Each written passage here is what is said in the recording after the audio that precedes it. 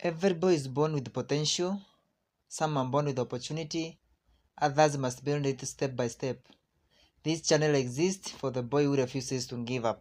Thank you so much. There's another episode. Another Boychild and Advocacy session. Good morning, good afternoon, good evening, depending on wherever you are in this earth. If you are a new member, karibu sana. Here we inspire and mentor boys to go after their God-given talent. If you are a returning member, we say thank you and for supporting the program. We really honor your support na tunashukuru sana. Now, in my previous session, I was invited in a certain school. Nilikuwa nimeinvitiwa mahali to talk to vijana. It happens that there were parents also in that meeting. So after the session, one mother asked me, Titus, and how do you help boys in your journey? What do you really do in this journey? And that was the question. And the answer that I gave that lady is the answer that I would like to answer, to bring up in this video. And my answer was very simple. That in my journey for mentorship and inspiration to young people, especially to the boy child, I help them to answer 5 critical questions. And those are the 5 questions I would like to break them down today. With my son here. Uko waje? Mimi niko poa kabisa. That is good. Tunashukuru. Now I'd like we tackle the 5 critical questions that I help boys to answer in my journey for mentorship and inspiration. Question number 1. Who am I? Mimi ni nani? Majority of us, majority of young people, they cannot answer that question. Ukimuuliza who are you? And you are not, don't tell me your name. Don't tell me your background. Don't tell me your work. Don't tell me your profession. Who are you without all those titles? Most people cannot answer that question. They can't. And identity is purely a crisis in our generation. And you know, when your identity is not known, you are likely to make mistakes and errors in this life. So because you don't have a limit, you don't have a student. But identity is basically the foundation of greatness. The moment you understand who you are, the moment you know who you are, then you know what belongs to you and what doesn't belong to you. You know? But the moment you don't know whether ni nani, you can do anything, you can take anything, you can eat anything. People understand themselves. They even send you, even their sleeping time and habits are structured. Because they understand their mission, they understand basically who are they. You see? Most men struggled with that question and finally they ended up becoming gays. They were unable to answer that question. Most people try to derive identity from media.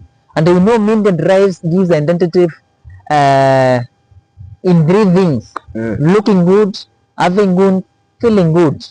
Feeling good, that is sex and pleasure. Having good, that is materialism and wealth. Looking good, that is what you wear, what you dress, what you drive. At the moment you derive identity from those things you know zinawezaisha. They can go away. They can. So you should derive identity from God. What does God say you are? Anasema wewe ni nani? Don't derive identity from people.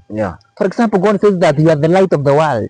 That means you are meant to shine. You are meant to give light to this generation. You are the salt of this earth.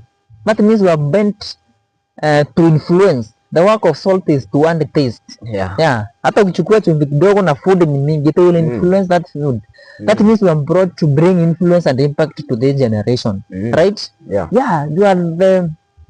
are something that cannot be hidden. That means your star is always shining. You are a child of God. Derive your identity from God, who is your true father. Don't derive your identity from human beings, right? That is one of the critical questions that I help boys to answer.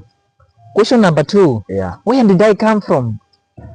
Watu wengine they don't understand the background, their origin. Naona wanafikiria wametoka pale nyumbani. That is the origin or their background.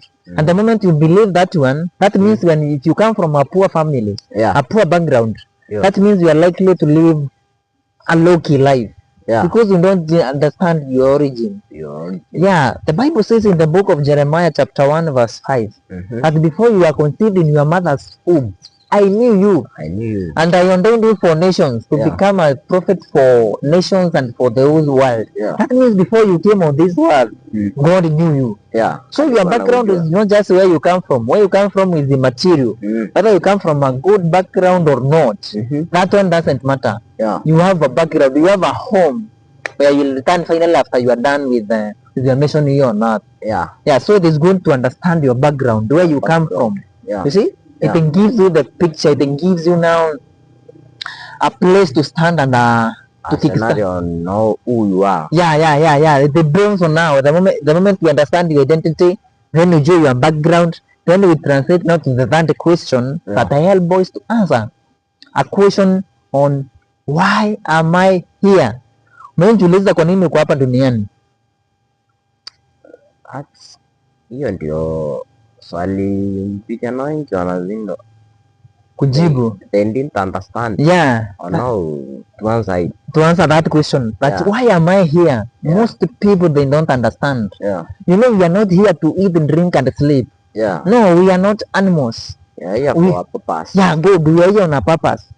We were brought here on a mission. There's a problem that God intended us to solve the moment He brought us here. Then the moment when I see a pregnant mother, I don't just see a child. I see a solution that has been brought here on earth. There's a problem you are meant to solve. There's a purpose you are meant to complete. So the question is, how do I know the purpose? How do I know the mission? And until you know it, you'll never get fulfillment in this life. You see, I will give you a few pointers for you to understand your purpose. Number one, your passions. What you greatly love and what you greatly hate. Kila kitu unapenda sana doing. You love singing, you love playing, you love dancing, you love preaching. What you love. Now they can really be appointed to your destiny, to your purpose and mission on this earth. What you hate, most of people hate corruption. Others hate garbage. Others hate kukata miti, like the late Professor Wangari Maathai. He championed for the environment until he won the Nobel Peace Prize. So what you greatly hate, the passion can be one of the pointers. Two is people. Watu wanakuambia you are very good in this, always listen, especially people who have the best interest in you. Now you know how to speak well. That means maybe you are meant to be a global speaker, a motivational speaker. You really inspire us, you really give us guidance and direction. Maybe you are meant to become a great counselor, and great. Maybe ukichukua someone uanze kuhubiri, people wanakuambia today you are touched by someone who's nice. That means you are meant to become a pastor. Basically, what people say you are good at, you listen to their voice. You see? Number three, now go to God yourself. God is our source, is our creator. If you want to know the purpose of any product, you ask the manufacturer. Manufacturer ndiye alikuwa na origin of what when he created it. You see? Unauliza ni nini? They want to know the purpose of this microphone.